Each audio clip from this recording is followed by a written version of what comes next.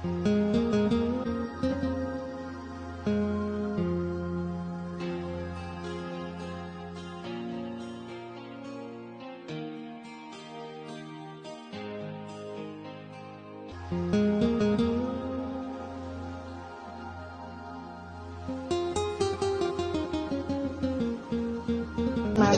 خراب است. اولا خودم عزیزم بیوستم اینمی مواد به اولادای من بیکار معسل هستن، هم بیکار هستن، هم یک چیز بیکار هستن. اینمی رو میبریم دیگه میشه دیگه. خوب است، خداوند خودش یک کمک میکنه. جوزی رسان است، اول خدا دوم امینا همه ساله بر ما کمک میکنه.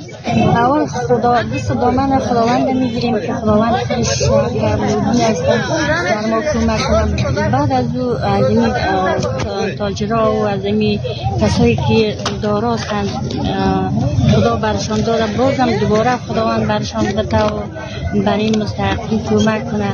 وقتی که اینا بر مردم خود کمک کنند، دست با هم بتن، یک دست غریبه بگیرن، احتیاج موتور به ما به خارجی ها نداریم. خانواده فقیر نداره دو کمکler برای دوام قلاده. مثلا دو خانواده که بزن کنه مثلا یک نفر بسه یا 8 نفر بسه برای قبول ارمانش کمکler. مثلا ماه مبارک رمضان دی بود کرده شاید هم نماز نریم و روزگه هم شاید کمکler ممکن زگه بسنده بسه.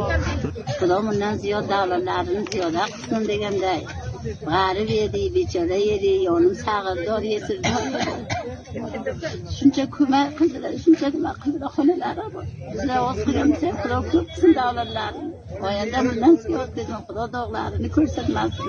Ama خدا یه قزم با یکی oğlum با çok kısa avlad beraber 40 tane bere İki kızım aldım diye şimdi iki de sağır aldım diye bir yeter kız aldım diye bir degende hatunu çıkıp ketip badbaq oğul aldım diye qaraba bir katta oğlumdu boşa nelerdi şimdi o degende badbaq 5 tane avladı bu marday bekora ana şunu o'tib o'tadi